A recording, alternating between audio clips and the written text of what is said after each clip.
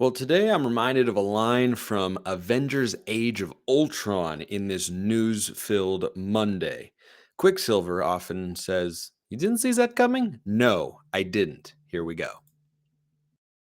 You are Locked On Ducks, your daily podcast on the Oregon Ducks, part of the Locked On Podcast Network. Your team every day.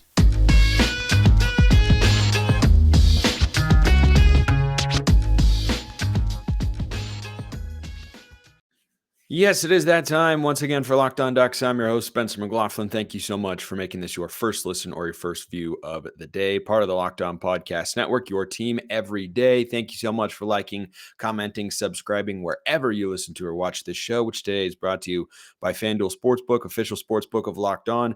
Make every moment more. Visit FanDuel.com/LockedOn today to get started. Wow.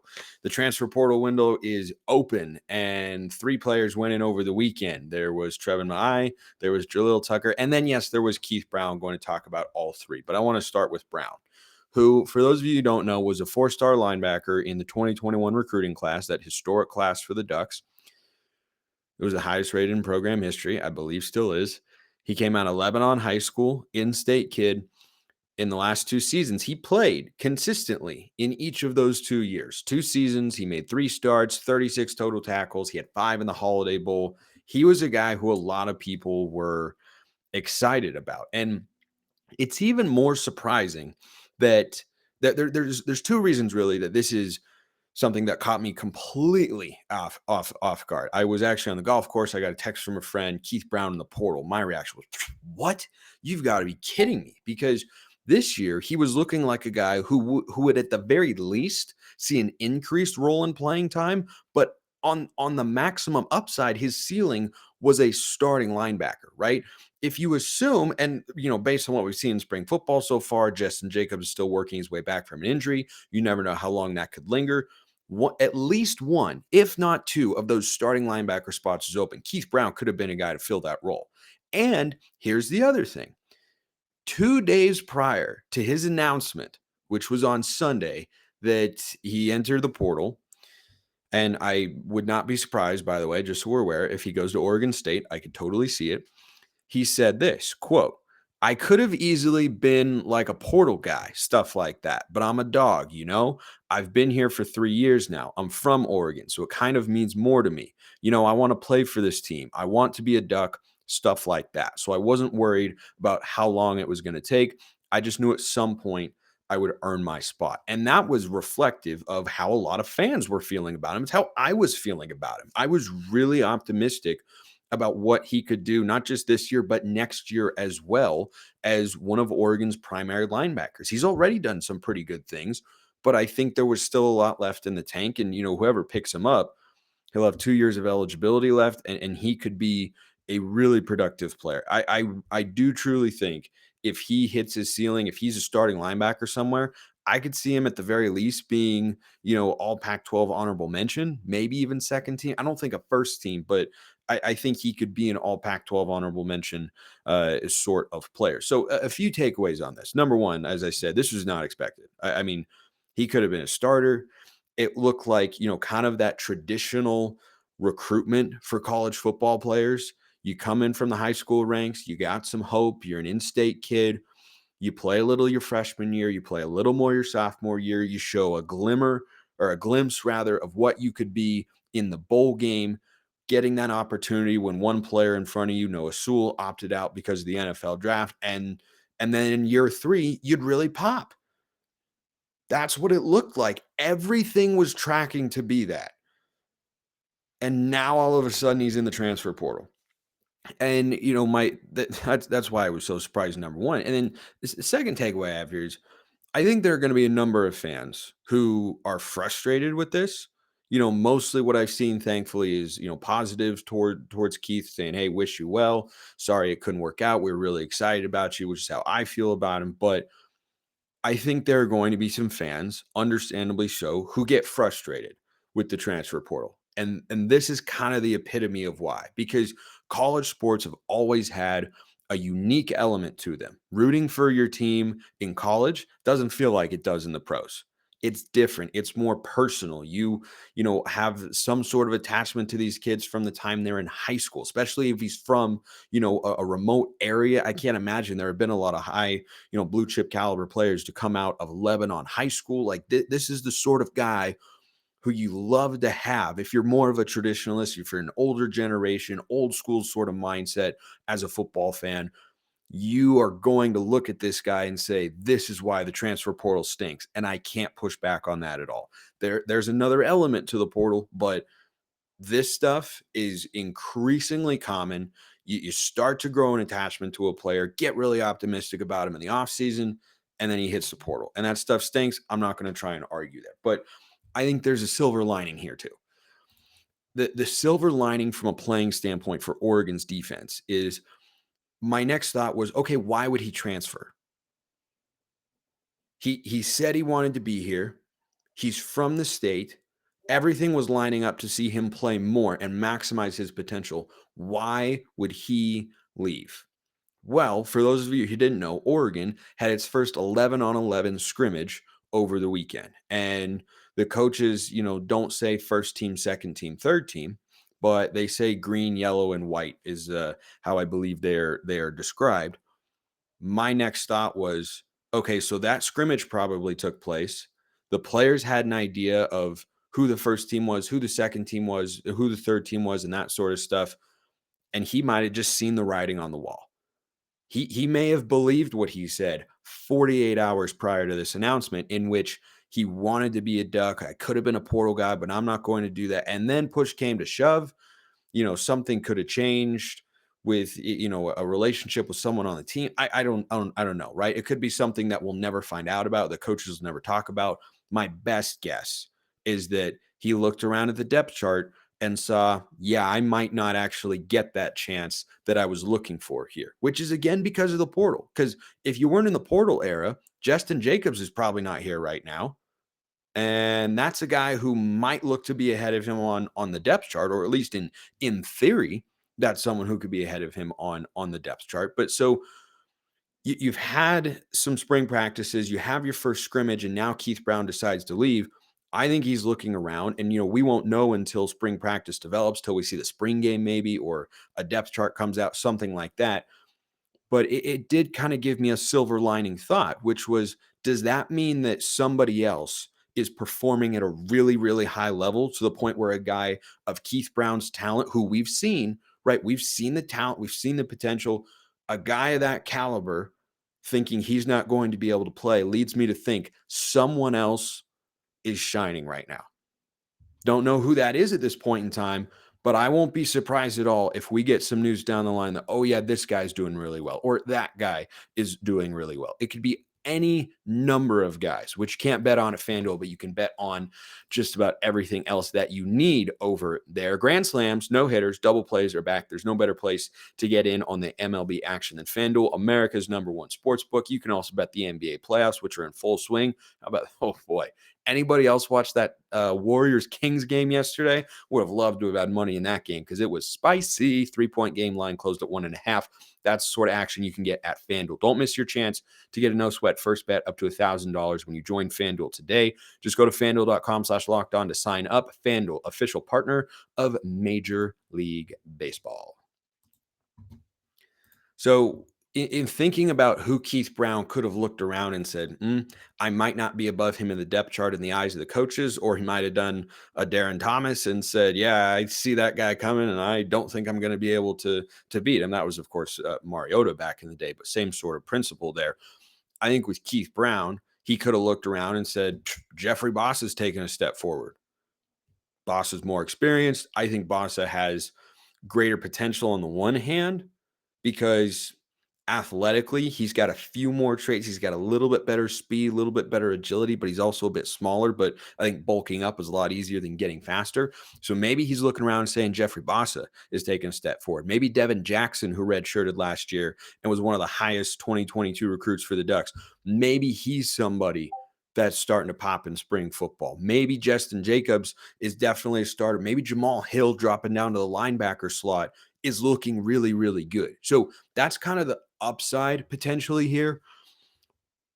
That's the only upside I can come away with, right? Because I'm bummed about this. I liked his potential, but I really wonder if one of those guys aren't pushing him in spring practice to transfer because he's looking around going, boy, I feel good about where I'm at, but Jeff Boss has taken a big step. Jamal Hill is making the adjustment coming down from safety, or Devin Jackson's ready to start shining as a young player at the linebacker position. But creates an opportunity for all those guys because Keith Brown was definitely someone who, when I talked about linebackers, in the last couple of weeks on the show, was someone who I expected to be in the fold, and now he's not there. Creates a chance for someone like a Devin Jackson. So, best wishes to Keith Brown. Would hate to see him land at Oregon State because I think he could be a good, impactful player over there. And they lost their middle linebacker, Omar Spates, to LSU. But, this is the world that we live in now. Curious as to your guys' thoughts. Drop them in the comments below and on YouTube, or you can hit me up at Smalls_55 or at Locked On Ducks. DMs mentions wide open. You can get in the mailbag there as well. Keith Brown was not the only player to leave the Ducks over the weekend. Jalil Tucker, who was a four-star corner coming out of Lincoln High School in San Diego in the 2022 class. He redshirted last year. He only played against Eastern Washington. He has got very high end speed. He was a top 100 recruit. He's the number 7 cornerback in the class. And the early indicators had been he was running with the third teamers here. And, this one is kind of disappointing. Like, I liked his upside a lot. I think in the immediate future, it's not as impactful potentially as a Keith Brown departure. In the long term is when it gets a little bit more discouraging because he was a top 100 recruit, top 10 cornerback in the 2022 class, guy who, with that high end speed, he was a track star at Lincoln High School, came in with Jalil Florence. You kind of had this vision of, are those two guys who were teammates then going to be teammates now and shine together? And, the good news on this Jalil Tucker putting his name into the portal is that it doesn't appear that they're a package deal in any way. They committed not at the same time, but of course going to the same place after coming from the same high school. But there's no indication right now that Jalil Florence is going to follow him somewhere. And look, Florence was clearly more ready to make an impact at the Division I level. He was one of Oregon's top 4 corners in terms of snap count in 2022, and Jalil Tucker only played against the FCS opponent that Oregon played in week 2. So not impacting the room now, but, down the line, we'll see. I think it does kind of open the door for more playing time, whether that's this year way down the depth chart or next year. I think, Cole Martin is a guy who could benefit. Dalen Austin is a guy who could benefit. I don't know why I always blank on the guy that we flipped from or not flipped, but beat USC for, Roderick Pleasant. I don't know why I always forget his name. I always do. But I think those are guys now who kind of look like the next wave of corners after this year. But Oregon's got plenty of bodies in that room. I don't think, Tucker was someone that I expected to play a lot, maybe as a special teamser. But it's a loss. It's not great. I would have rather kept him around, but not, shaking up the roster in a big way there. And then the other guy, Trevan, who was a 3-star recruit in the 2019 class, over 3 seasons. He redshirted his first year, so he's got 2 years of eligibility left. 32 tackles, 2.5 sacks, and a pass defended.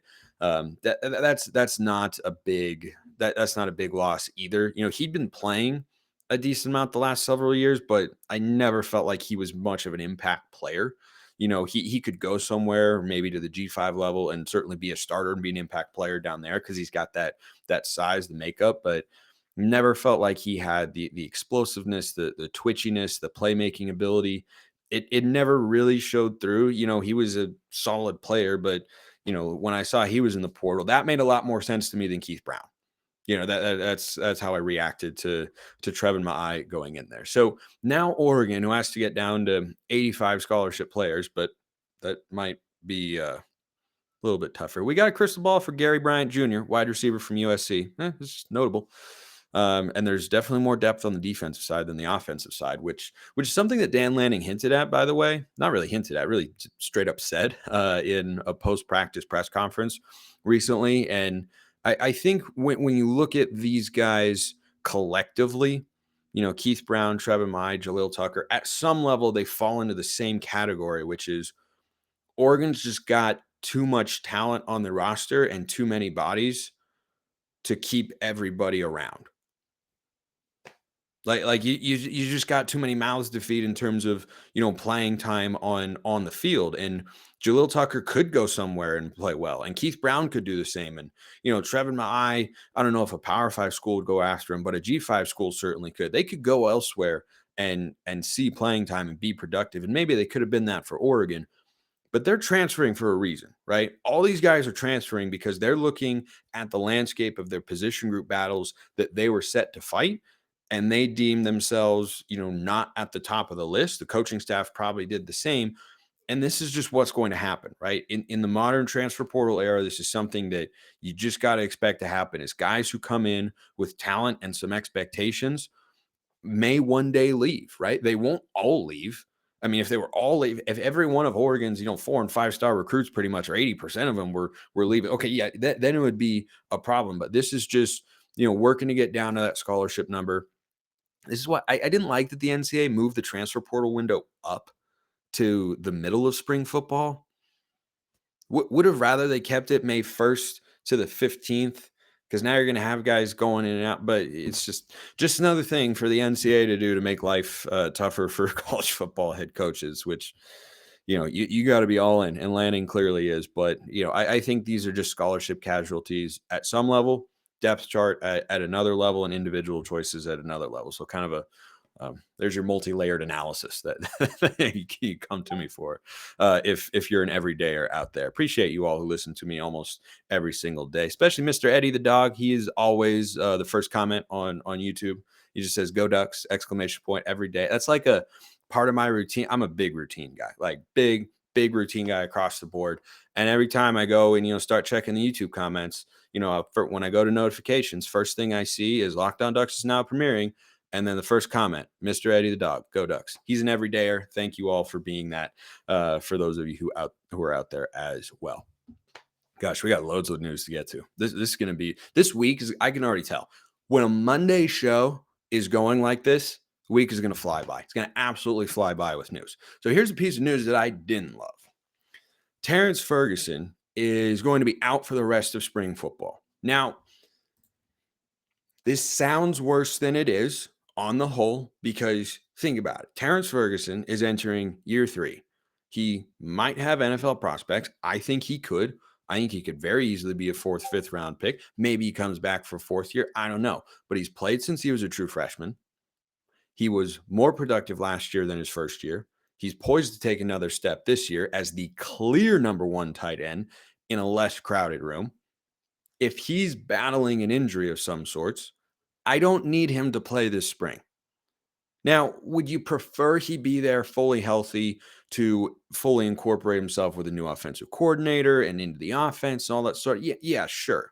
But Will Stein also talked about the other day that they're making a couple tweaks here and there.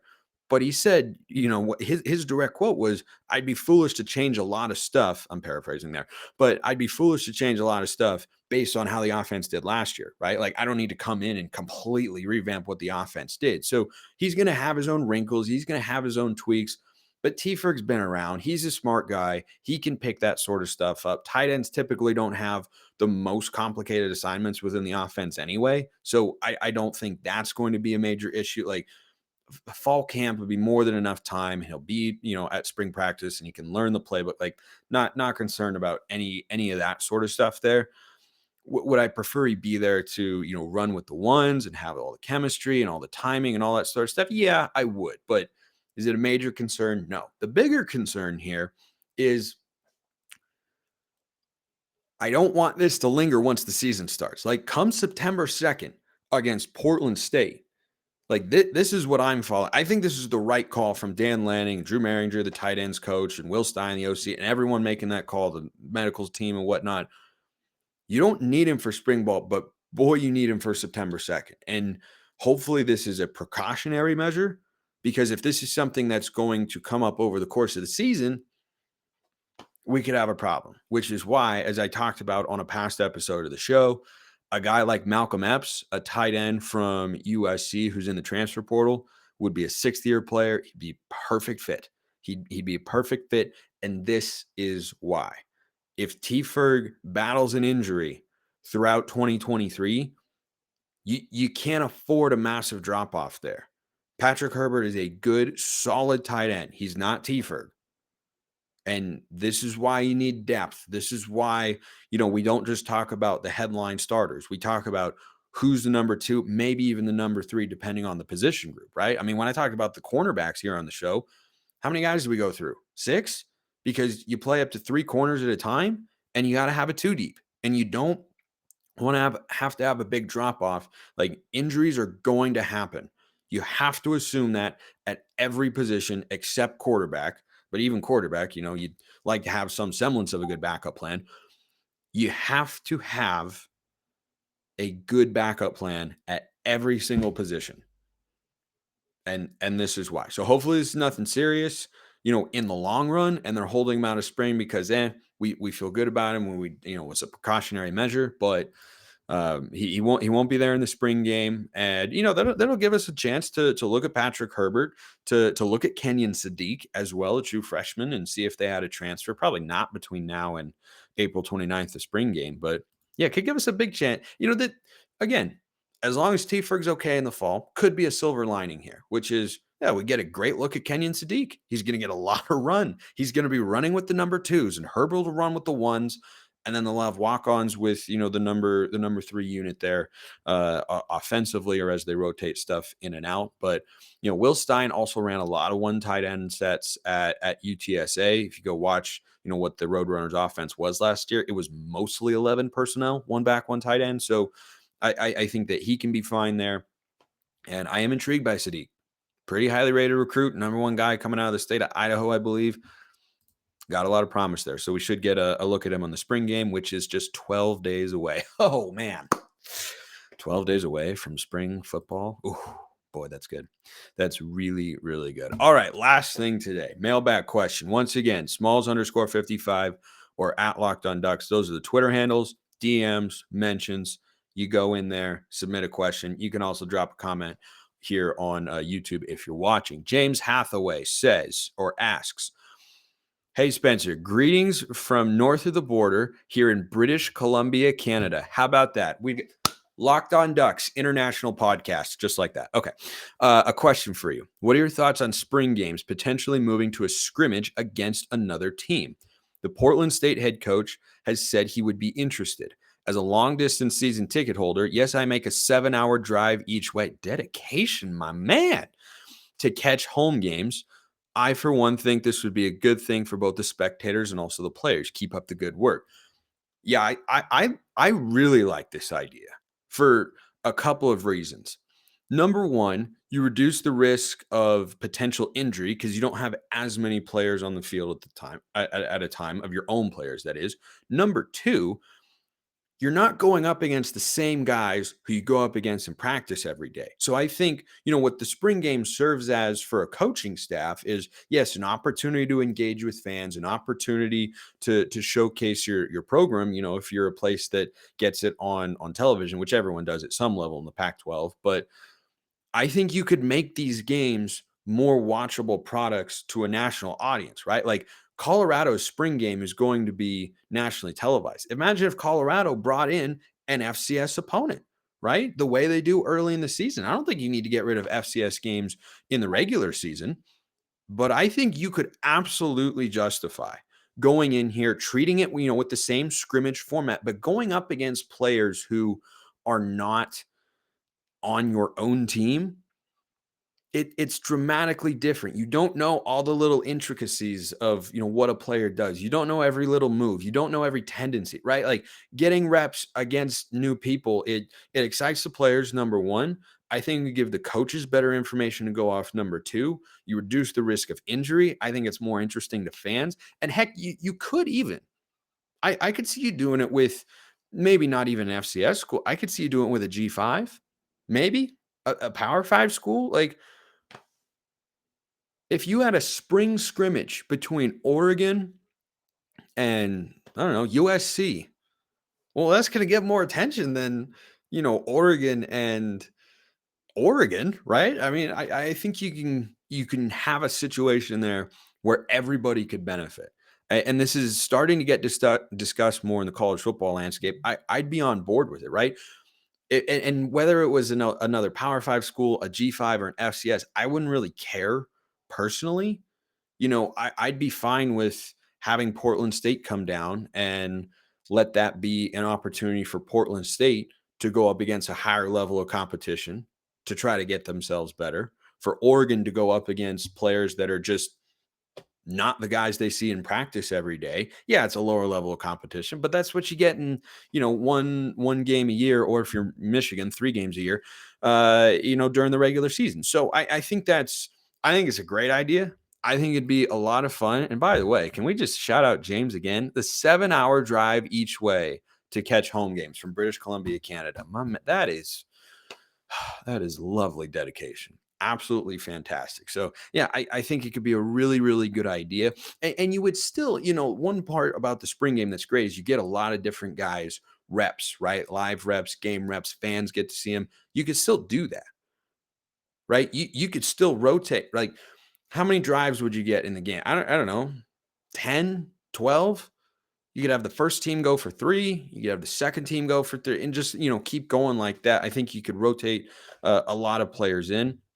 I'm still excited for the spring game, regardless, because we get to see. I mean, we learned a lot in last year's spring game as to what the offense would look like. Right, first play, big shot to Seven McGee, was very telling about how the season went. Offense had plenty of big explosive plays. Defense struggled in pass coverage. Right on brand. Like, it can be very indicative, and getting to see these players in live reps, and really interested to see Ty Thompson, see what he looks like compared to last year, where he still looked a little robotic and not totally comfortable, not making great reads. Austin Novosad, what can he bring to the table? I'm excited about all that sort of stuff. So yeah, great question, James. And for all the reasons I listed, I think I was just rattling off 4 or 5 of them. I'm completely on board. All right, there's your busy Monday show. See you tomorrow. Thank you so much for listening. And until then, have a wonderful rest of your day, and go Ducks.